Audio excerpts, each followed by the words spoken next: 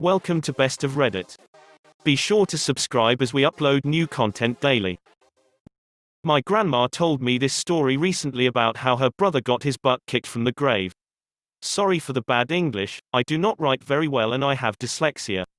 So sorry if I butcher the text. So this is the scenario. My grandma comes from a family of 4 girls, 1 boy. My great-grandfather, Hank, was ecstatic with the boy. We will call him Jack. One more important thing is that my great-grandfather ran a very successful company that made high-end clothing and bathroom silks, towels, bathrobes. He made a fortune with his company and made sure everyone who worked for the company got his fair share. He also looked after the family. All his children got an education, all his children got the chance to get their driver's license. It was in the 1960s, so it was a big deal back then. They were the first in my hometown with a car, radio and TV. My great-grandfather treated everyone equal. That changed when his first and only son was born. He already had 4 girls and now finally a son. The roadmap was laid out for him. He would be the heir to his company. So began the upbringing of Jack. He was, let's say, a kid with a mouth. This wasn't bad, the thing was that his father allowed it. Jack got kicked from his first school, Jack got caught for shoplifting, Jack got kicked from his second school, Jack got caught joyriding, and so on and so on. Hank did not sit Jack down and tell him the severity of his actions, but he would shrug it and tell his wife, great-grandmother, Anna, that it were just childhood quirks. Anna tried to make something out of Jack, but it was a lost cause. Jack became 18 and Hank decided that it was the time to introduce him into the company. The company did better than ever and the whole family was involved. Jack began at the bottom of the ladder and had to work his way up. This is where Jack began to shine. With shine, my grandmother meant that her brother was not a bright light at school, but he was a hard worker and had a nose for business, not so much for people. Jack was being a butt as per usual and got married to his first Karen. His first wife was a Karen. She wanted to start her own company and her father-in-law Hank wanted to retire. She pushed Jack to take over quickly and push the rest of the family out. Jack listened to her and talked to his father how he was ready and how his sisters and their husbands were tearing the company apart if they would stay in their leadership roles. The thing was that only one daughter and son-in-law were involved in the company at this point, 1980. My grandmother oversaw the seamstresses and the quality department, and my grandfather oversaw the financial and the suppliers. Karen wanted full control and started a little fire in the family. She spread a rumor that grandfather stole from the company. I do not know what transpired, but in the end my great-grandfather bought out all the family and Jack bought out great-grandfather. The company was Jack and Karen's company now and things went belly up pretty quickly. Seamstresses quit, bills were not paid and Jack had to take a loan from great-grandfather. The family company was barely scraping by and Karen left Jack because he could not provide for him. It became apparent that Jack could not make it work and was looking for a way out. After a while, great-grandfather had seen enough and bought back the remnants of his company and sold it to a bigger company that wanted to expand.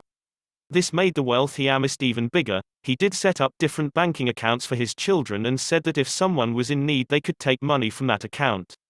He told Jack his cut was smaller as he was the reason he sold the company and that he was let down by the carelessness his son had run his company into the ground. Jack was angry and told his father that he could make it work if he had more time. It remained a sour point between the two of them. Things went well for a while, but Jack married a second time with a woman named Helen. Helen, like Karen, wanted her own business. Jack agreed and took money from the account in order to start Helen's company. The business was a little barbershop and ran pretty well. They were spending their money on luxury and did not save any money. After a while my grandmother got a call from her little brother Jack if he could store some goods in her garage. My grandfather did not trust Jack and told him no, and grandmother did not agree, but they agreed to it. A few weeks later Jack got caught for possession of stolen goods and drug smuggling. It was not a surprise but nonetheless a letdown for my great-grandfather Hank. This time he would not help Jack and told him that he would no longer stand behind him. After a few years Jack got out and was again a divorced man. He married again and divorced another 3 times, and each time he gave these women a business and lived lavishly, new cars, big houses, expensive vacations. He drained his money and robbed his emergency bank account dry. He borrowed a lot of money from great-grandfather and so on. In 2013 great-grandfather fell ill. It was clear that he was not gonna make it and took his final days in stride. At this time Jack became very buddy-buddy and started to help great-grandfather sell some stuff. At some point my grandmother sat down with her father and asked him where the money went for the sold stuff, and great-grandfather told her not to worry about it, he took care of it in his will. After his 95th birthday he passed away quietly and in peace.